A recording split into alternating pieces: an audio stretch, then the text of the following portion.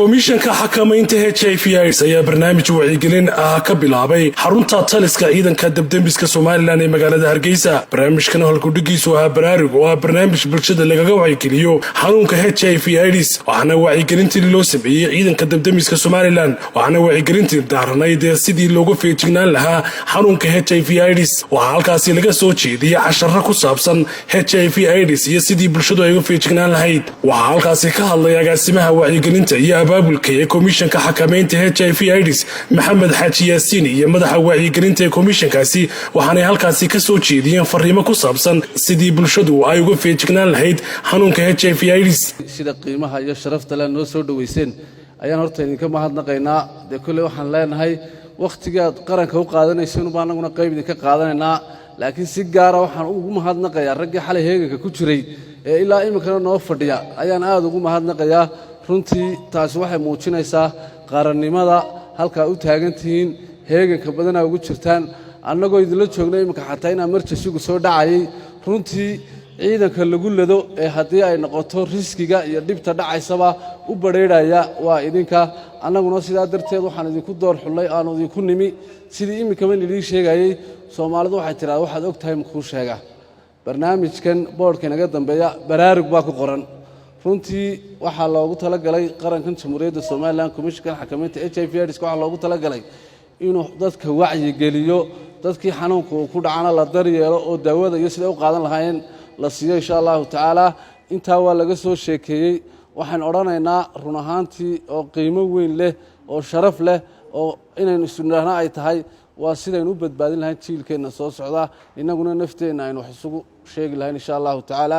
kulle wixii cashar ahaa iyo wixii de information hawayna la siiyey anigu kelmadda aanu istaaga waxay ahayd mahadnaqaas iyo inaan wacyigelinta idiin sheegno insha Allahu tacaala in maalinba maalinta ka dambaysa oo barnaamij idinku cusub maahay. barnaamijkan waa barnaamij awal baad la soo xiriiri jiray oo idiin iman jiray sanadkiiba mar buu idiin iman jiray. intaa waxaan jecelahay inaan isaga soo dhowaano oo kolley xog ahaan dee idinkaa mar walba waxaa ku jirtaan riskiga.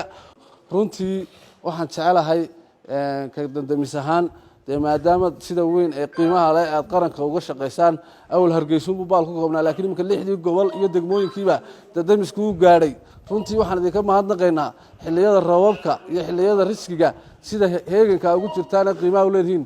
laakiin insha Allahu tacaala waxaan ku soo jeedin lahayn oo aan u soo jeedin lahayn hoggaankiina insha Allahu tacaala nimanka hawsha galaya in safety-gooda aad loo adkeeyo, maadaama riskigii uu isaga laftigiisa soo dhawaanayo.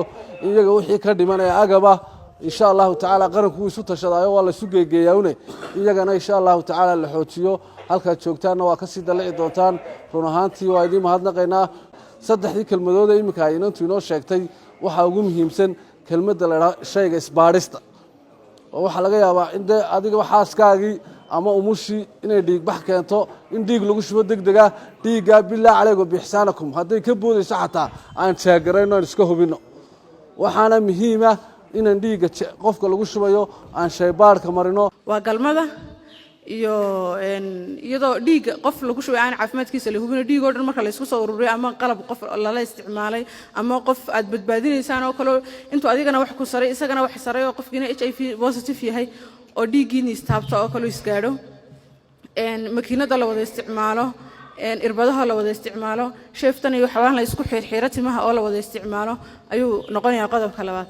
qodobka saddexaad waxa weeyaan hooyada ilmaheeda u gudbiso iyadoo laftirkeedu 3 qaybood bay ugu gudbisaa. hooyada xanuunka la nool 3 qaybood ugu gudbinaysa waxa kamid ah xilliga uurka leedahay hooyada ilmaheeda way gudbin kartaa. xilliga ay dhalaysana haddana goobde aan la hubino aan goob caafimaad aan ku muleynina way u gudbin karaysaa. ka saddexaad oo ah xilliga naasnuujinta kana way gudbin karaysaa. haddaba markaynu ogaano 3 qaybood ee ah galmada ugu weyn tahay galmada 70% galmu ku fidaa HIV/AIDS-ku. dadka qaar waxay aaminsan yihiin waxay yiraahdaan xanuunku waa cadhay ilaahay. HIV-ga cadhay ilaahay lagu qaadaa, qofka waa lagu karbaashaya, qofkana uu sinaystay.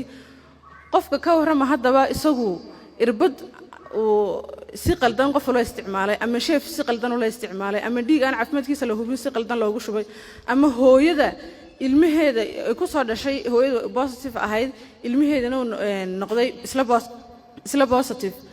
haddaba markii dambe uu ilmihii koray waxa ma la oran karaa inantaas ama inankaas wuxuu ku soo qaaday sifa qaldan may way badantay sifooyinka lagu kala qaada marka qofka bilaadanka inuu xukunno maaha kan guursaday laftirkiisa ayaan la hubin maadaama qofkii xanuunka la noolaa qof xanuunka la noolaa uu guursaday oo uu iskaba baarin kan laftirkiisa aan la ogaan karin sidoo isagu ku qaaday oo wuxuu ku qaaday isagoo guursaday oo galmo ku qaaday way haddana sifa xalaal ku qaaday oo sifadii sharciga hay'adu maray haddaba markan u nimaadno waxyaabaha aan lagu kala qaadin maxaan lagu kala qaadin HIV-ga waxyaabo inta saddexda qodob aynu soo sheegnay mooyaane wixii ka soo hara laguma kala qaado haddaad koob shaaha koobkooda haddaba hal koob aad ku wada cabtaan ma kala qaadaysaan sidoo kale waxaa halkaasi ka hadlay taliye ku-xigeenka ciidamada dabdamiska Soomaaliland waxaanu soo dhaweeyay barnaamijkan wacyigelinta ay soo qabanqaabiyeen komishanka xakamaynta HIV/AIDS sidii caadada ahayd sanadkiiba hal mar soo booqata taasoo inaad uga faa'iideysano sidoo ama cudurkan ku fidi lahaa ama looga hortagi lahaa ama loola dhaqmi lahaa qofkii qaba marka ciidanka waxa kula dardaarmaya seen horeba uga faa'iideysanay in laga wada faa'iideysto